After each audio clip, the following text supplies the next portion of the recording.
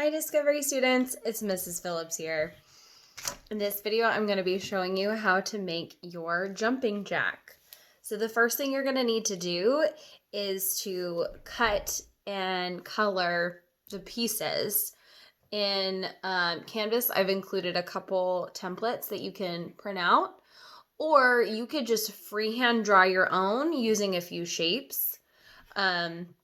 You could use like a rectangle for the body, some ovals for the arms and legs, and a circle for the head. So there's lots of different ways that you can do this, from low tech, meaning you don't have a printer or anything like that, or a little bit more involved if you have the resources. Totally up to you. So for this video, I'm going to show you, I have used one of the templates, and I have already cut, and if you wanted to, you could color him.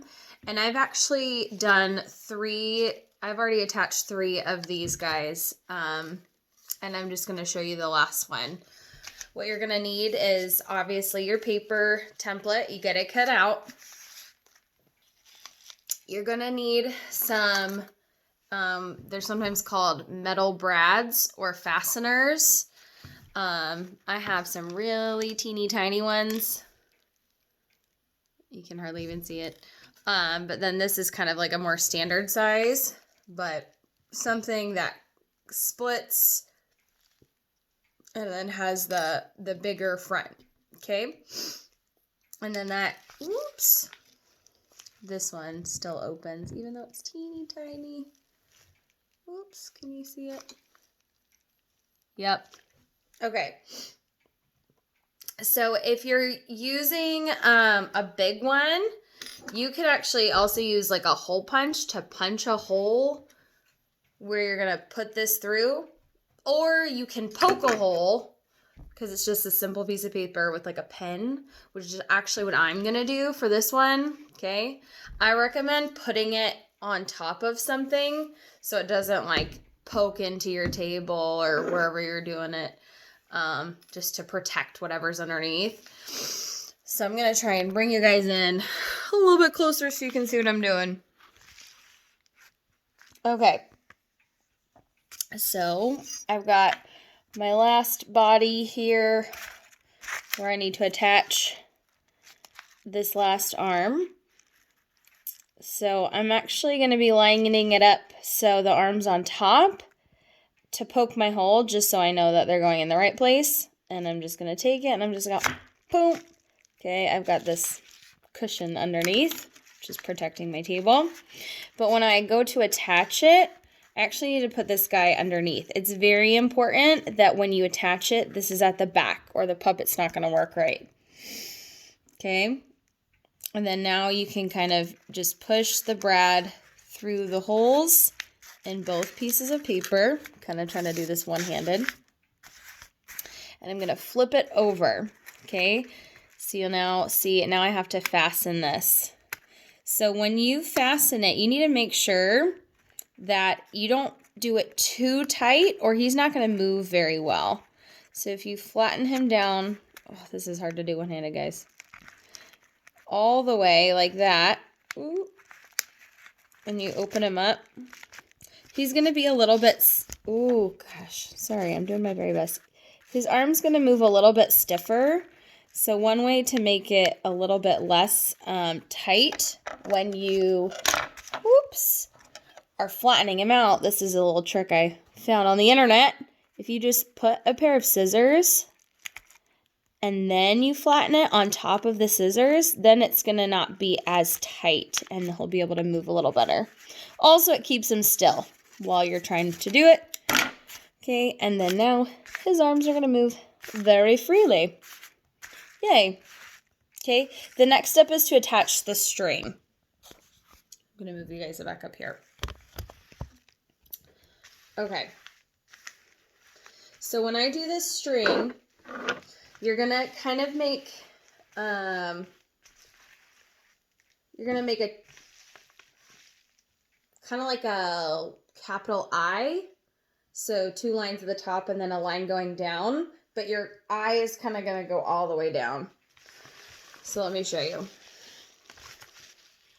So I have to attach string from this side to this side of the back of his arms. And I'm gonna attach his legs together right behind his hips with string. And then I'm going to attach the top line and the bottom line with a string that goes down. And then I want him to go all the way down so I have something to pull. And that's how this hip lever and these arm levers work. Okay? Because I'm going to attach it on one side. And then that is going to be where I'm doing the effort. And then I have my fulcrum. And then I have my load, or the thing that is moving or being moved. Okay? So let me pause, and then I will show you what it looks like once I've attached my string. I'm just going to use tape to do this, guys. Keep it simple. Just get a little bit of tape and tape it on there. Okay, guys, now I have attached my string with tape. I just used a little bit of Scotch tape to attach the strings that connect, and you'll see as I start to pull that down, the arms lift up. So that's pretty fun. We know that guy's working. Same at the hips. I just taped him down. If I pull this, then the legs lift up. Awesome.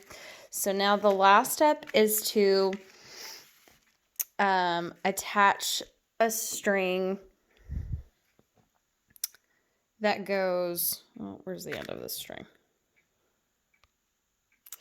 The string that goes this way, and it attaches to this one and this one.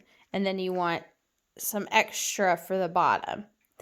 This one, you really do need to tie him in a knot. I don't know why it's a him. It's a string. It's an it. Sorry, guys. Okay? You need to tie the string around and knot him there. So you may need a little bit of help with this if you're not awesome at tying knots.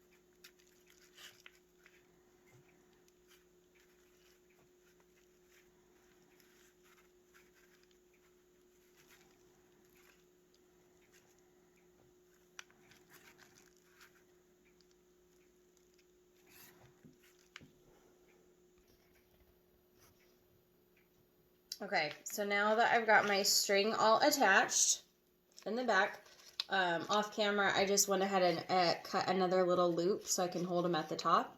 Attached him with tape. Again, why am I saying him? It. Okay, now when I hold this guy and I pull the strings, woo, he moves. He's a little jumping jack toy.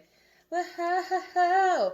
And we're using a simple machine, a lever. Remember, you have the effort, which means the force that you're putting in. Oh no, he just fell apart. It's okay. Just add some more tape. And then this is the fulcrum, which means the part that is in the middle. That's where something is rotating. And then this side is the thing that's being lifted. That's the load. Effort, fulcrum, load. All right, guys. Have fun playing with your jumping jacks.